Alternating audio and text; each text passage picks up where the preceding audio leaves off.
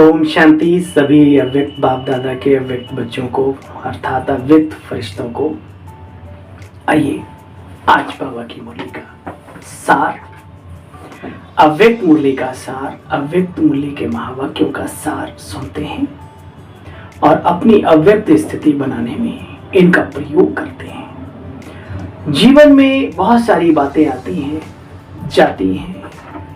अगर आप बाबा की एक मुरली अव्यक्त पढ़ लो तो जीवन जीने की जो कला है, ऐसी जीवन जीने की कला जो दुनिया में कहीं भी नहीं सिखाई जाती। क्यों? क्योंकि दुनिया में बाबा सिर्फ एक ही है और वो हमारे पास है।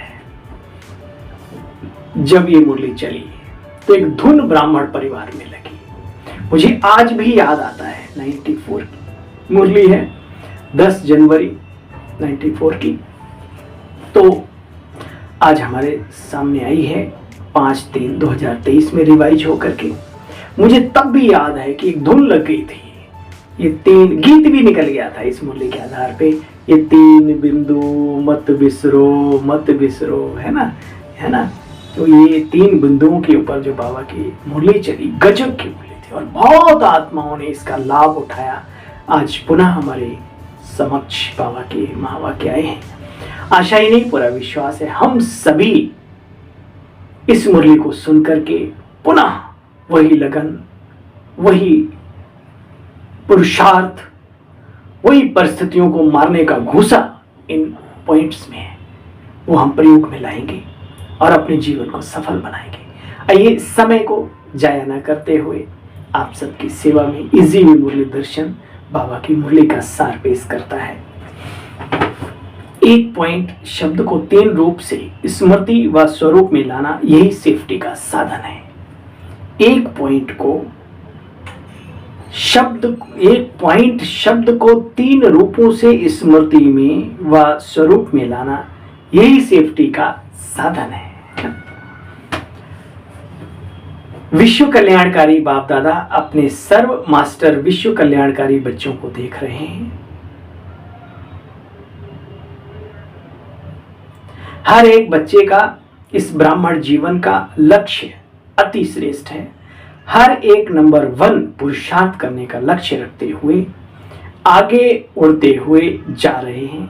देखो बच्चे, लक्ष्य सभी का नंबर 1 है, लेकिन लक्षण नंबरवार हो रहे हैं।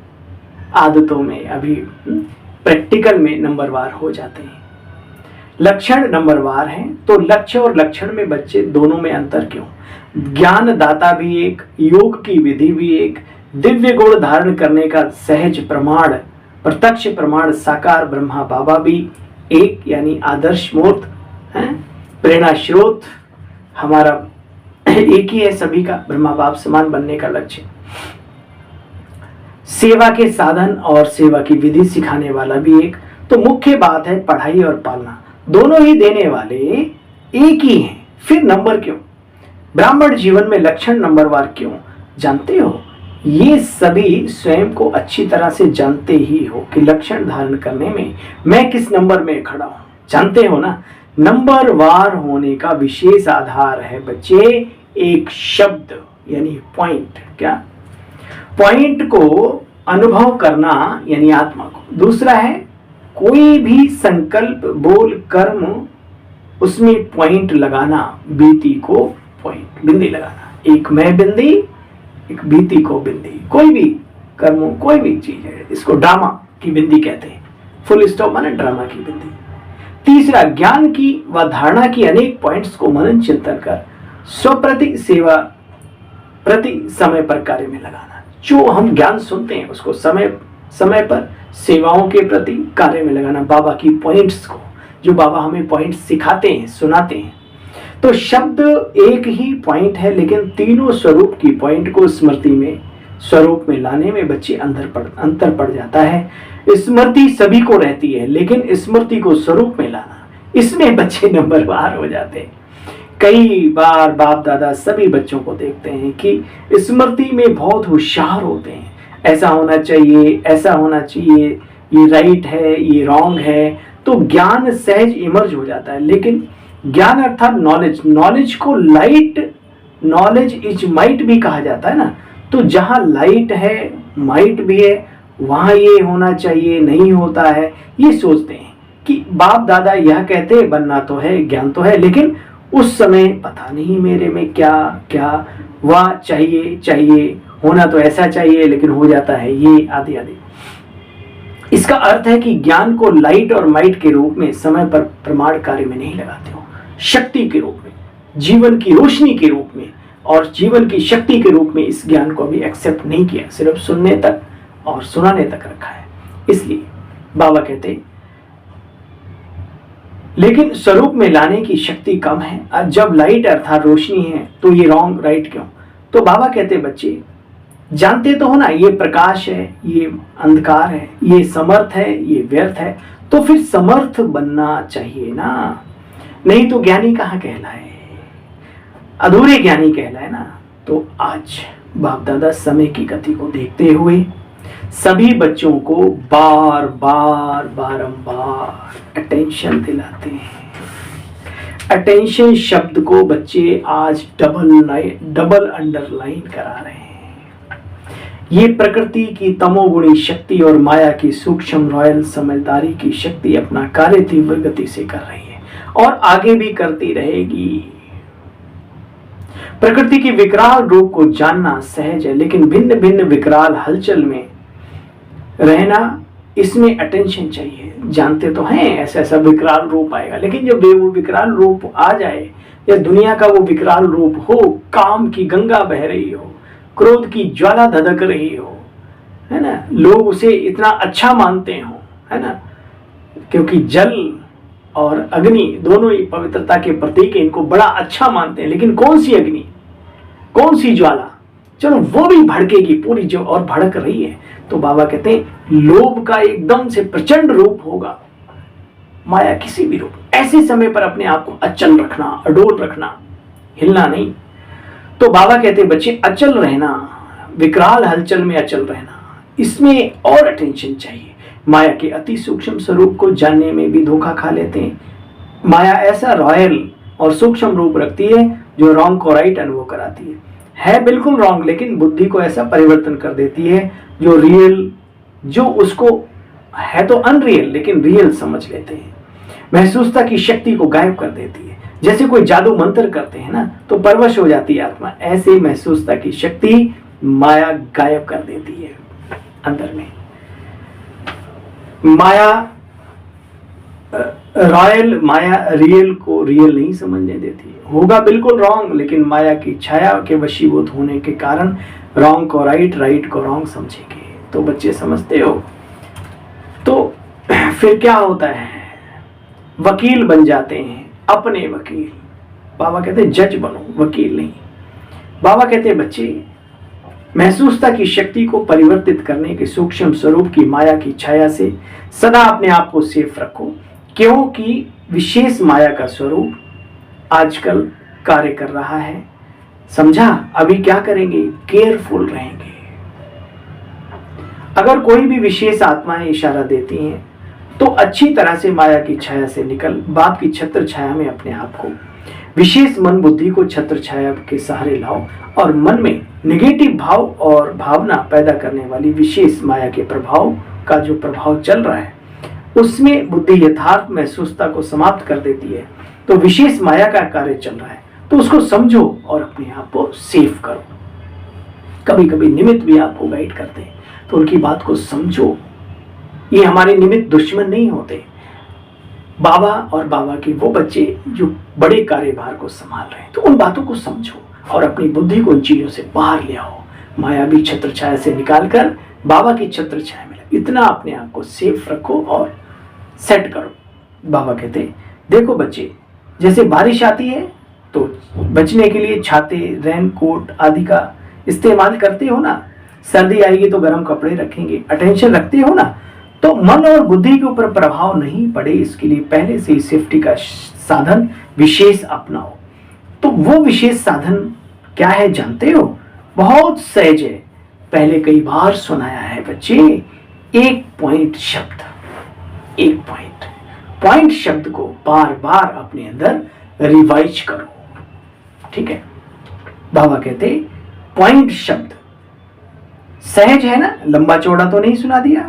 करते हैं, कहते हैं हाँ मैं आत्मा बिंदु, ज्योति बिंदु, लेकिन उसमें टिकते नहीं।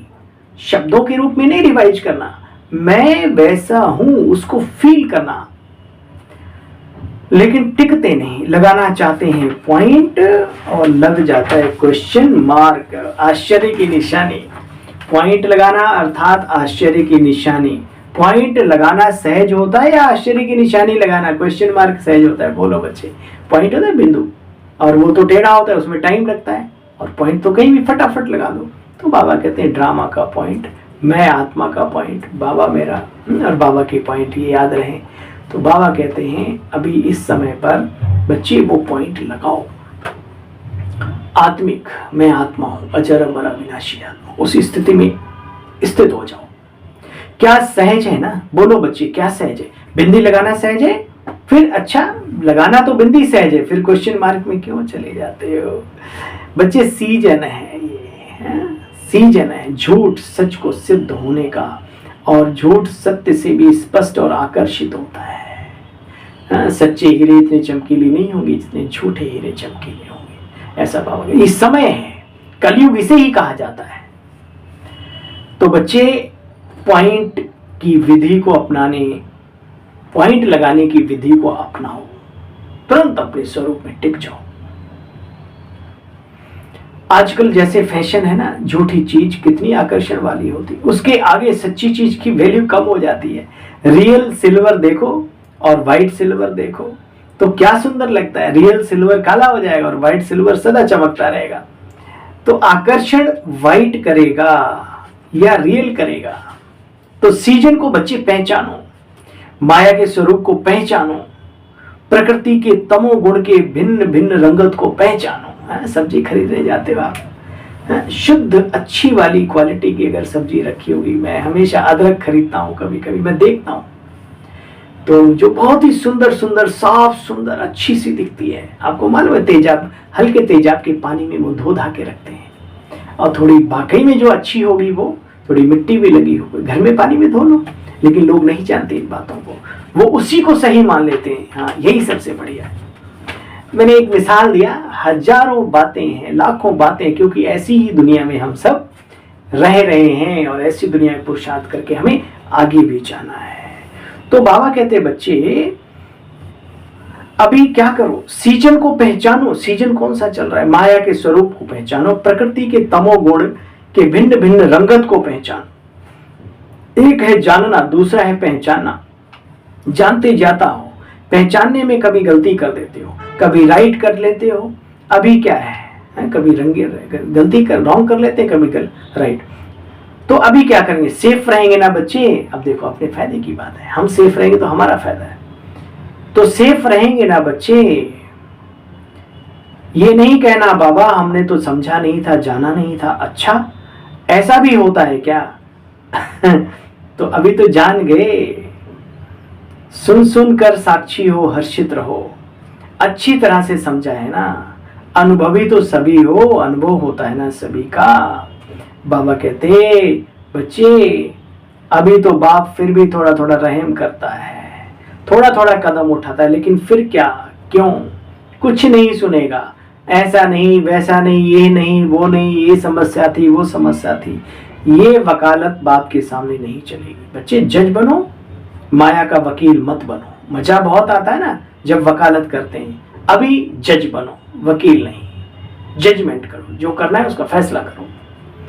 अच्छा सुना, पांडवों ने, शक्तियों ने समझा इस बात को, टीचर्स ने भी समझा। बाबा के तो सभी बच्चे, टीचर्स ने भी समझा, सभी हाँ हाँ तो कर रहे हैं। अच्छा, फोटो वाले फोटो निकालो, सीन याद आ रहा है मधुबन का।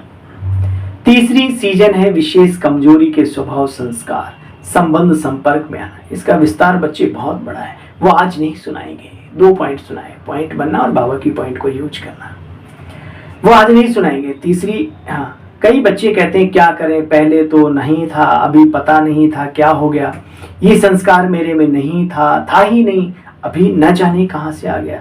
इसका कारण और इसकी विधि का विस्तार फिर बाद में, अगली मुरली इसी पे आएगी, है ना। अच्छा, दादियों से बाबा ने मुलाकात की। समक्ष बैठी हुई शक्ति सेना तीव्र गति से चल रही है। बाप सदा साथ है और सदा साथ ही रहेंगे और ये सेना तीव्र गति से चलती रहेगी।